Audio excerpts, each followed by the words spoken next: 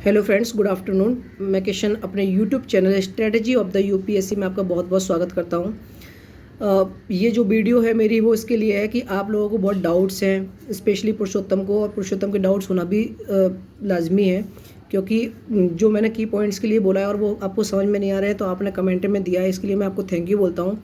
क्योंकि जब आप मुझे ये बताते हैं कि आपको ये चीज़ समझ में नहीं आ रही है तो मैं उसके लिए वीडियो बना देता हूँ, ठीक है। और इससे आपके और आपके साथ में जितने स्टूडेंट्स हैं सबके डाउट क्लियर होते हैं, तो इसके लिए again thank you Purushottam.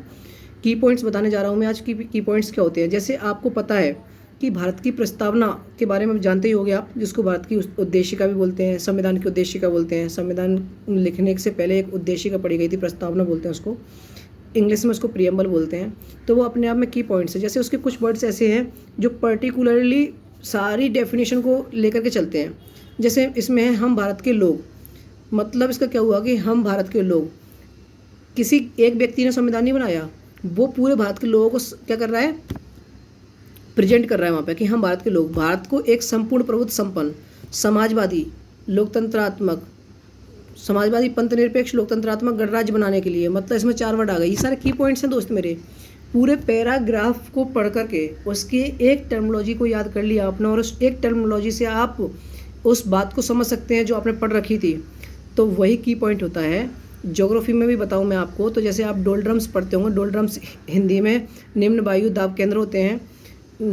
5 degree north to 5 degree south में क्या होता है कि अत्यधिक मात्रा पर टेम्परेचर ज़्यादा होने के कारण इवोपरेशन होता है, या भाप ऊपर की ओर उठती है, तो वहाँ पर निम्न वायु दाब केंद्र बन जाता है। और वो निम्न वायु दाब केंद्र बनने के कारण कि चारों साइड की हाई प्रेशर से हवाएं जो हैं वो लो प्रेशर की ओर आने लग जाती हैं। इसी प्रक्रिया को डोलड्रम्स कहते हैं।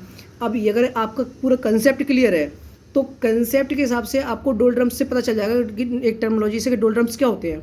ये की पॉइंट है दोस्त मेरे। पूरा पैराग्राफ पढ़ो, पूरी बुक पढ़ो, उसके की पॉइंट्स के रूप में लिख लो आप कि क्या मेन चीज़ है, और उस मेन वर्ड्स के हिसाब से पर्टिकुलरली आप कुछ भी उसका सार निकाल सकते हैं। तो आपको आई होप समझ में आया होगा पुरुषोत्तम।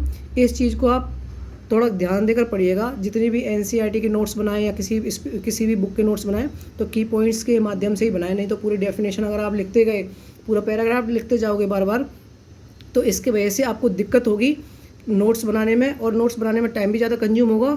बाद में पता चलेगा कि जो बुक में लिखा हुआ था वो एज इट इज़ आपने नोट्स में छाप दिया। इसलिए कोशिश करें की पॉइंट्स की बिहाफ पर या एक 1 लाइन के हिसाब से आप वो नोट्स को कंप्लीट करें। Thank you Purushottam.